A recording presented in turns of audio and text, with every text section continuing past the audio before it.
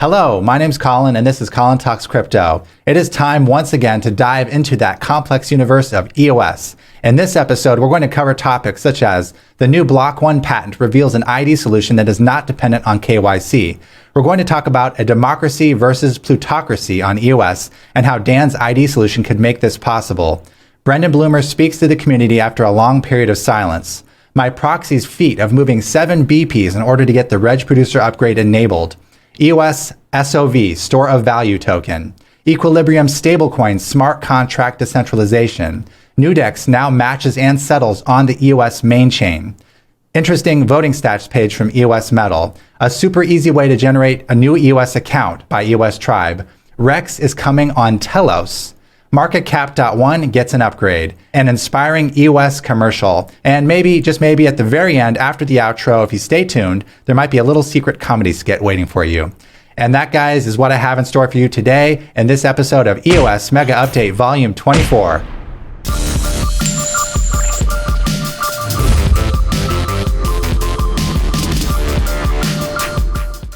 So block.one has definitely been at it behind the scenes, working on voice and working on other projects that they have not talked about. And they haven't talked about it for legal reasons. And we just got a taste of that and what that means today because we have a patent that was filed in late 2018. It was found to have been approved in June of this year. And a big shout out to Everything EOS, Zack Gall, Finch, Mark Woods for discovering this and breaking this down. And I highly recommend you watch their video where they go over this in a very comprehensive way. Here is the patent. You can see it says Larimer at the top. It's worth noting that this is not just a patent pending. This is a patent granted. It is an active patent now. It is a digital identity recognition system based on the EOS blockchain. And it is such that it does not depend on KYC. The whole AML KYC that's present on all these different exchanges has nothing to do with this.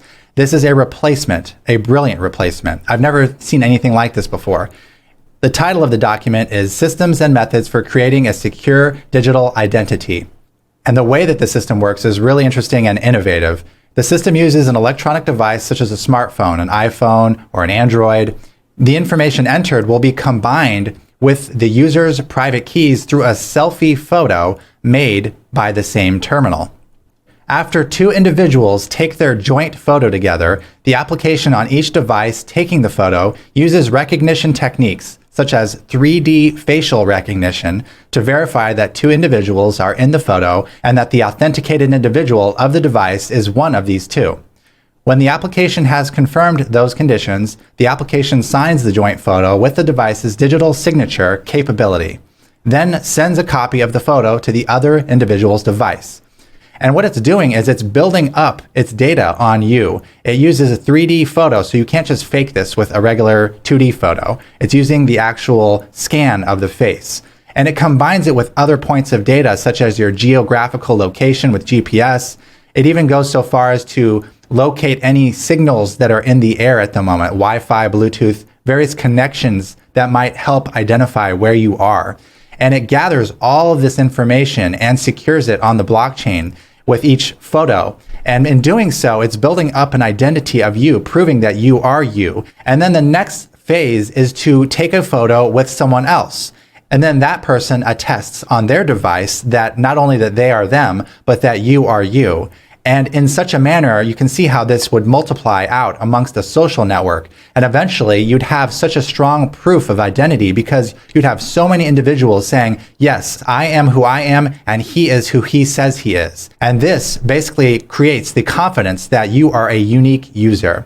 Now, what does this do? This opens up a lot of possibilities. First of all, it completely bypasses the need for KYC. This is an on-blockchain, cryptographically secured, biometrically proven identification system. And with it, I want to explore what maybe this could be used for. Obviously, this can be used for voice, right? This is how they're going to be able to reward unique users for content creation and curation. And so this is the base layer technology that their platform Voice is going to use to make it able to work.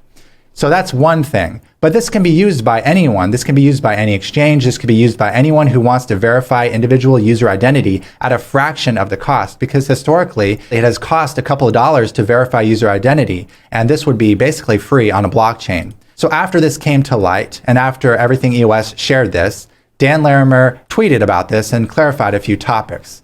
And I want to share this one with you here. He says, the idea behind our identity patent is to use proof of co-location, meaning your location combined with another person's location who's also using the platform, and relationships over time to secure and recover identity with publicly auditable data to verify uniqueness, and then to reward people for doing the work. And there he's referring back to voice, rewarding people.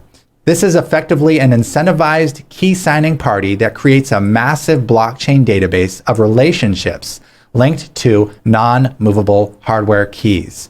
And this is extremely difficult to fake because it's using not only your biometric data, but it's like a web of trust where other users who have also verified their biometric data are cross-referencing with your biometric data and in the photographs you've taken together.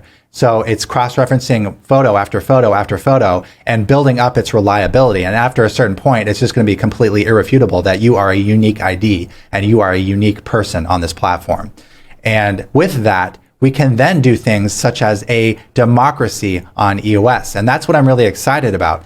You know, it's interesting that blockchain technologies have given rise to the ability to give uniqueness to a token and to property and to ownership, where it was never before possible on the internet, because data is copyable. You can have a file, you can copy it. What's it say? You can't have 2 files, right? 3 files, 3 songs. That's where the whole difficulty with copywriting on the internet came into being with the music industry, because you could just replicate songs wherever you wanted. And we had Napster just copying music all over the place. So the blockchain actually allows us to give non-fungible tokens and allows us to give unique value, unique identity to particular pieces of information, such as property rights. And what I see this innovation from BlockOne, this ID, this unique ID innovation from BlockOne doing, is I see it enabling democracy on the internet in a similar way that the blockchain enabled uniqueness to data. This is going to enable democracy and uniqueness to people being represented on the internet, which is a game changer for political structures, for politics, and for voice, and for voting on EOS block producers. I think that this is sort of going to cascade into an avalanche of awareness of the possibilities that this brings forth. But what I see is a game changer here. This is humongous. In fact, this is probably bigger than voice itself. It's just that voice needs this to operate. And in light of the fact that we've been talking about governance on EOS so deeply, I feel it's important to look at how this could interplay with that. And EOS New York asked me, where are you thinking that governance and this ID solution intersect? And I said, seeing as how the EOS delegated proof of stake plutocracy, meaning the number of tokens determines your weight of vote as opposed to individuality, has been gamed by exchanges using others' tokens, a possibly superior method could be a democracy wherein it's 1 vote per 1 real person. BlockOne's new ID solution enables ability to determine a real person and makes it very difficult to forge identity. Exchanges would then have 1 vote instead of all the custodial tokens of users of their exchanges combined. This instantly puts the exchange BPs back at the mercy of the people, in this case, biometrically proven real people. So as we're well aware, some of the top 21 BPs are exchanges who have put themselves into position with token holders' funds, right, being held on the exchange. And that's really the flaw that I see having entered into DPoS. So a plutocracy is where you can vote with a number of tokens, right? The bigger the whale, the heavier the vote. And that's fine and all, except where you're able to vote with tokens that you didn't even purchase, such as exchanges. Exchanges have custodial control of user funds and are able to vote with them, and they didn't do anything to earn those tokens, and they didn't use any finances to buy those tokens. Yet they're able to vote with hundreds of millions of tokens in some cases. That's the flaw of DPoS. So when we can validate a unique user ID, this means that an exchange will have the equivalent of 1 vote. And this means that every token holder will have the equivalent of 1 vote if we convert it to a democracy instead of a plutocracy.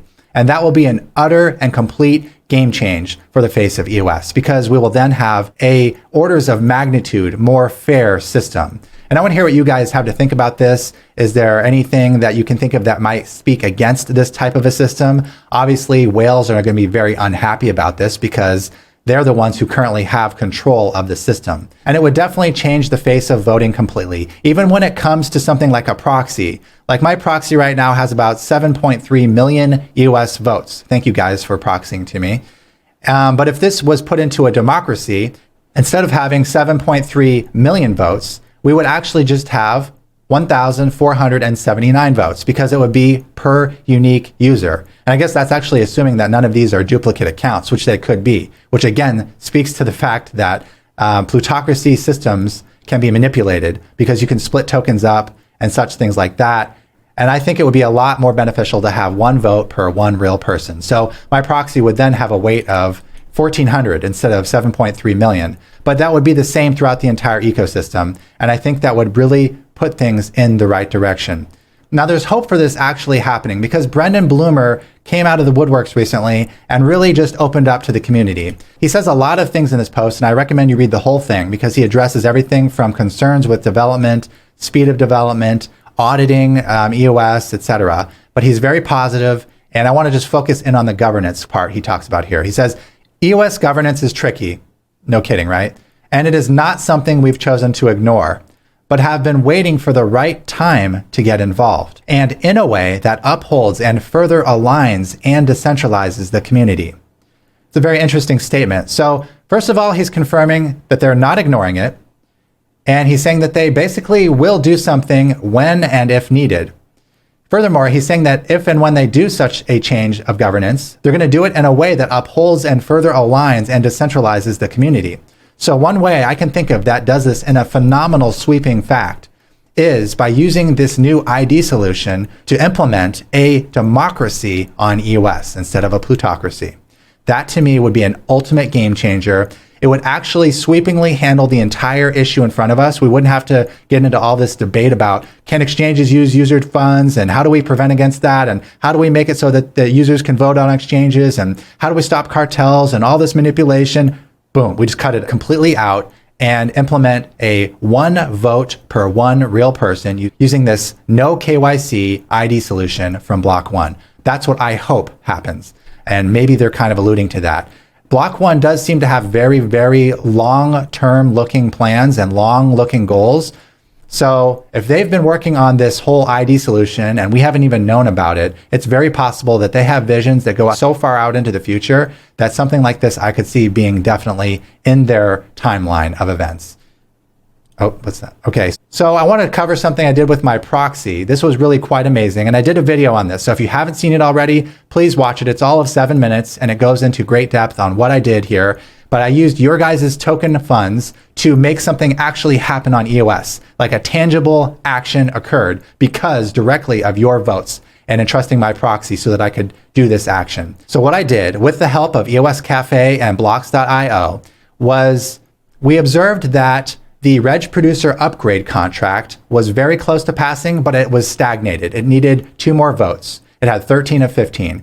What I did was I used your 7 million votes to push these 5 block producers up into the top 21. And it pushed out these 2 BPs that were not voting for the EOS reg producer upgrade. And it was able to activate with these 2 BPs. And essentially what the reg producer upgrade does is it increases the standard and the bar of excellence that block producers are expected to have so that they can't miss blocks, so that they are contactable, so that they can be reached in the advent of emergencies, so that they do keep upgrading, things like that. This holds them accountable, and it does so in a on-blockchain method, as well as a 15 of 21 BP activated method. So it's a very beneficial upgrade for the EOS network that you guys made happen because of your votes to my proxy. Again, please watch the video for a full coverage on that. I don't want to belabor the point. EOS Store of Value, a very cool project I stumbled upon, and I kind of dug into the white paper a bit. So what is EOS Store of Value? Store of Value is a first of its kind digital asset. So basically SOV tokens. Unlike typical fiat currencies and cryptocurrencies, store of value has a 3-phase, 21-stage variable deflation schedule. The first phase is designed for accumulators, the second for holders, and the third for everyday users. So basically what we have here is a deflationary asset on EOSIO. This is in contrast to the EOS blockchain, which, as you're probably aware, is an inflationary model. We have 1% inflation going to BPs every year, and we have 4% currently still being put aside in a savings account, which needs to get terminated and removed, which will happen soon. But it's an inflationary model. And so the EOS store of value coin is a deflationary model, which means the supply drops over time, and therefore most likely the value would go up over time just based on supply and demand. And this is their white paper, and I'm going to show you a chart that's very informative. So right here we have the gold colored bars and the black colored bars. The gold colored bars is the supply. So this is stage 1, stage 2, and you can see the supply is decreasing. And over here it actually decreases faster and faster. And by stage 21, the supply is down to 21 million. This is listed in millions of tokens, by the way.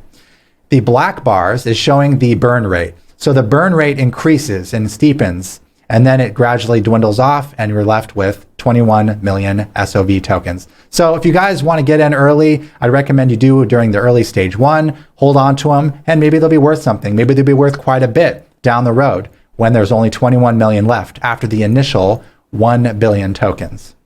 And there's one thing I learned about EOS SOV that tipped me very much in favor of its project, is that I learned that they are actually nulling out the keys on EOS SOV, because I would have had zero interest whatsoever if the smart contract underpinning EOS SOV was under individual control, because it could be gamed, it could be corrupted, it could be taken over, funds could be stolen, but it's not the case. This smart contract is currently being audited by multiple firms. And once that audit's complete, once they're absolutely sure that there's no bugs, because they're not going to be able to change it, they're going to null the keys. And at that point, the contract is final. I think this sets a really good example to other platforms that involve money, because frankly, I would not trust my money in any smart contract that does not have immutable control. It needs to be very, very, very difficult to control that smart contract. And it needs to be decentralized and distributed, if not completely nulled out like the EOS SOV team is doing. And so this should be another example to all other platforms out there of the right way to run a smart contract on EOS when you're involving money. You have it nulled out, or you give the permission structure to someone else. And another example of another team that's doing a great job of this is Equilibrium, another project I'm equally excited about, EOSDT stablecoins. This is a stablecoin system built on EOSIO, and they are doing a very similar thing.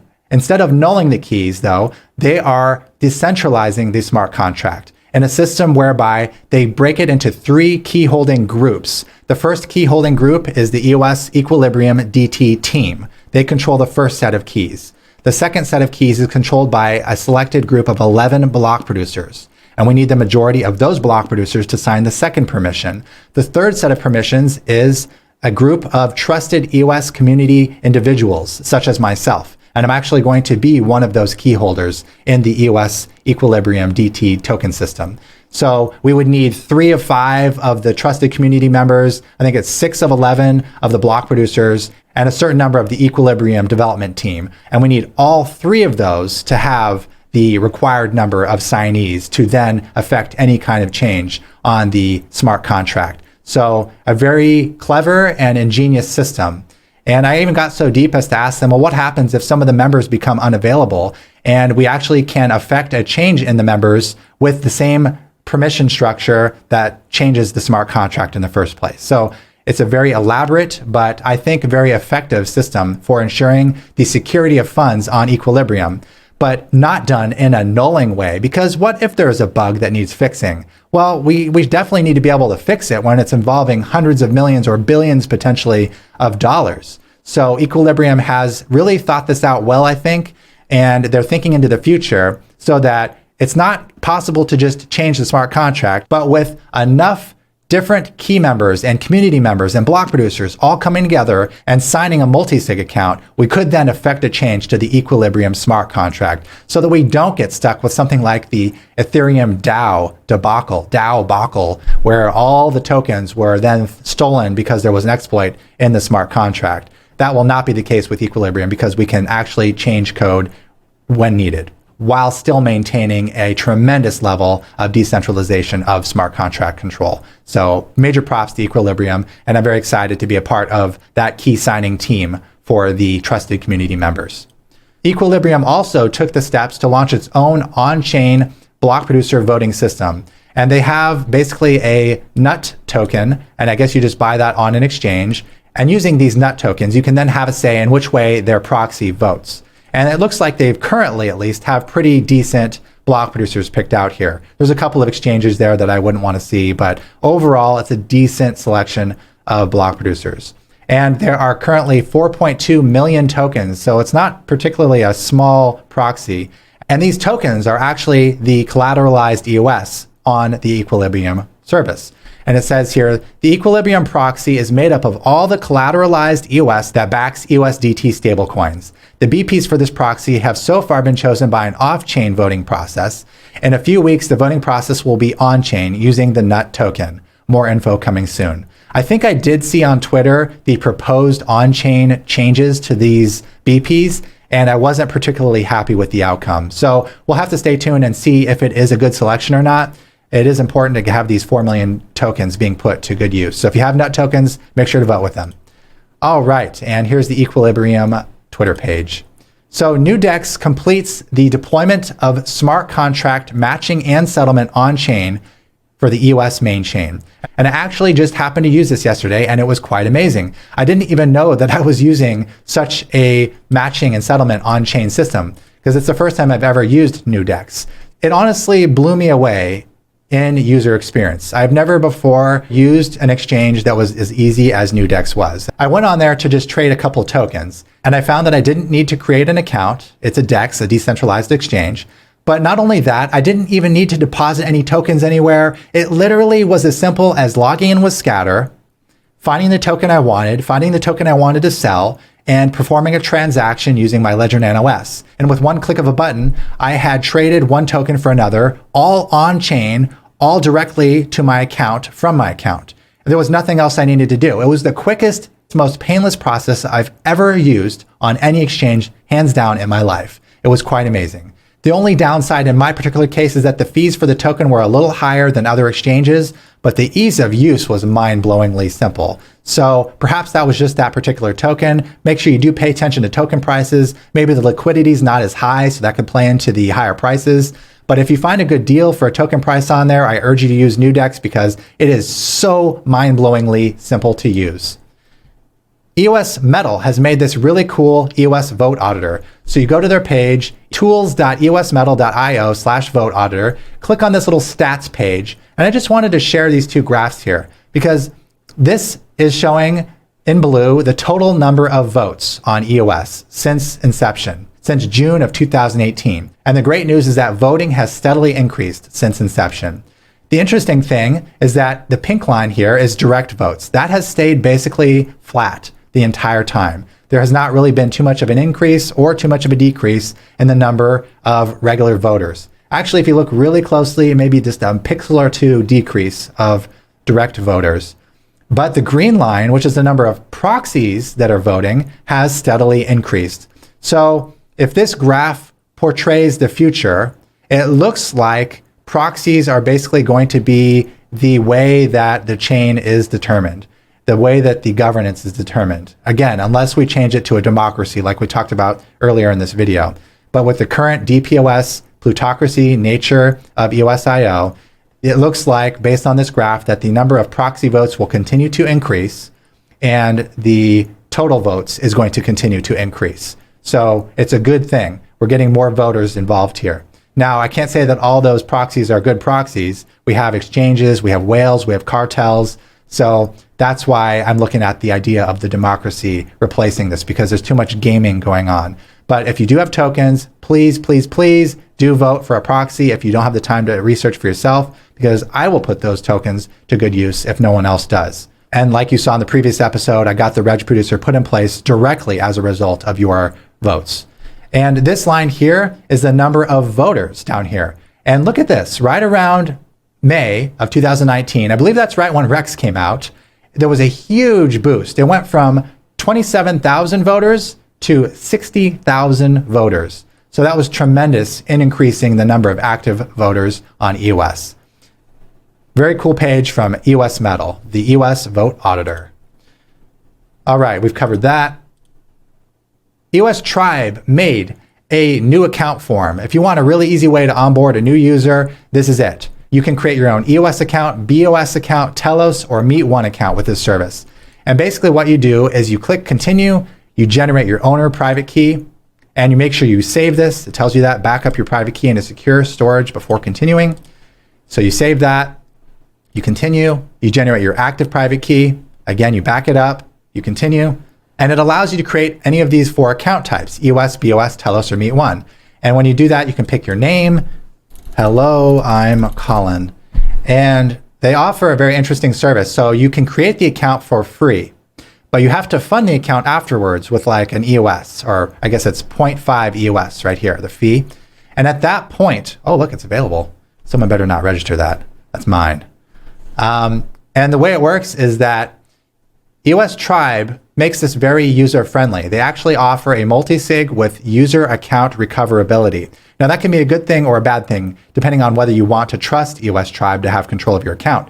But because you own the account, you can remove them from the control of the multi-sig, or you can choose to leave their permission on your account as a backup so that if you ever lose your keys, you can contact them and they can then recover your account for you. So they're offering that for a user-friendly service. Personally, I would have full control over my keys, but perhaps your mom, your dad, your grandmother may want to have that backup option there just in case they lose their keys. And especially if there's not that much funds on it, then yeah, I might as well allow them to have a backup multi-sig for you to recover your account. So big thanks to EOS Tribe for creating this very easy to use EOS account creation service. So Rex is coming to Telos. We've had Rex on EOS for many months now. Well, guess what, guys? It's coming to Telos. And it's actually ironic that we've had the Tyrannosaurus Rex be kind of the mascot for the Rex on EOS, because it is the T-Rex on Telos, Telos Rex. Very fitting name. Rex staking is about to come to Telos, and the rewards are going to be much, much higher than any other EOSIO chain, thanks to the recently passed Telos Economic Development Plan, TEDP. With the TEDP, 1 million Telos tokens per month will be funded as an additional reward for Rex staking. This is likely to yield a staking reward in the range of 30% APR. That's freaking high. So on EOS right now, we have about 0.15%, like a 10th or a 20th of a percent. Telos is hoping to achieve 30% APR. So that's pretty phenomenal. I think that's probably the best return I've ever seen on any blockchain platform to date. And it's because they're taking like unclaimed Telos account tokens, these accounts that are just sitting there doing nothing that no one's ever claimed, and they're putting those into the pool. So you have an opportunity, if you have some Telos tokens, or if you want to pick up some extra Telos tokens, to take advantage of this 30% APR up to the next 2 years is how long they're looking at having this extra funding going into the Rex pool. And it's also worth noting that the Telos system, because of these extra tokens, is going to have a 0% inflation on their blockchain for the next 2 years. Pretty incredible. We have 1% on EOS, 0% on Telos. So Telos continues to innovate and do exciting and new things. 30% rewards. Woo! That's some hot stuff there, guys. And so if you're curious when the Rex on Telos will go live, our good buddy here, Barry Dutton, asked the question. I do not see an ETA date for this. Do you have one? And Douglas Horn of Telos said, the code has now passed all unit tests and is going through outside code review and StageNet testing. That could be done as early as Friday. Then we will propose a multi-sig to the Telos block producers. Once executed, the Rex and the TEDP will begin immediately. And he did a little video here. I recommend you watch it if you haven't. He explains it beautifully. It really got me pumped up for the potential rewards available, as you can see here. It's unfortunate that the volume is not much higher on Telos, but I think that this will give users a reason to come onto the Telos platform, and it may very well incentivize users to move into the Telos network. And I really do think that this is an example of why it's really important to incentivize and reward voters on EOS because of things like this. Like, it makes me want to have some tokens on Telos because they're rewarding users so handsomely. And if EOS rewarded users handsomely, it would really encourage more users to vote. So I think that we do need that on EOS. take that as a note from Telos. Marketcap.one, as you know, is a cool site to show all the tokens. It's sort of like coinmarketcap.com, but for EOS tokens only. It's the EOS token world of CoinMarketCap. As you can see, there's 71 tokens here, and you can sort them by change in price in the last 24 hours, the volume, the price per token, etc. And if you click on any token, you can actually see, I don't know what this is, Canon Capital. You can see an actual graph, exactly the same as CoinMarketCap. So big props to marketcap.one for revamping their site, adding all this functionality and all this beauty, making it such a great site to use. They really break it down in an awesome way. So if you're curious about tokens on EOS, then this is your source, marketcap.one. All right, and I found a really cool commercial I want to play for you guys as we exit this video. It's very inspiring. It touches the emotions. It's just done so well. And I don't feel like it got enough exposure when it was released last year. So please enjoy with me this video of EOSIO development. And before I go, I just want to thank you for watching EOS Mega Update Volume 24. Have a great day.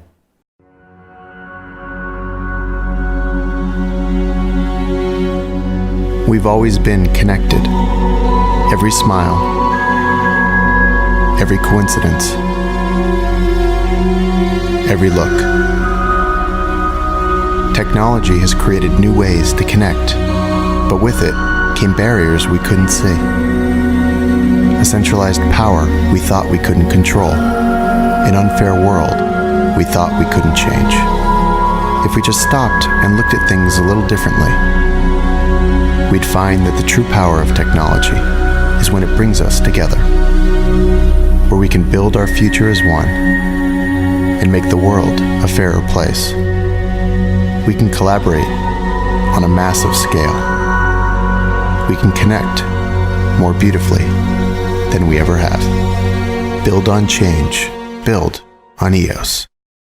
First, destiny upon our birth. June 1st, put the game on alert. June 1st, about to hurt some feelings quick. June 1st, about to have a million. June 1st, destiny upon our birth.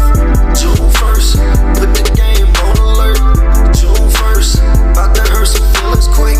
June 1st, about to have a million. June 1st, got me feeling anxious. June 1st, I can't really wait for this. June 1st, what's it gonna be? USD, KYC, maybe even a new exchange. Oh my God, my brain. This ledger was in your dad's pocket when he hodled during the bottom of 2018. Your granddad had it during the Great Mt. Gox crash in 2014. So many shitcoins have been on this ledger. It was in your dad's pocket when he was audited by the IRS. The way he saw it, the shitcoins on this ledger was your birthright. He'd be damned if any IRS people were going to put their greasy hands on it. So he hid it in the best cold storage he could think of. His ass. 5 long years he wore this ledger. Up his ass. Then he died. He gave me the ledger. I hid this uncomfortable chunk of plastic up my ass for 2 years. Made an offline transaction with it through Mew while it was up there. Now, little man, I give the ledger to you.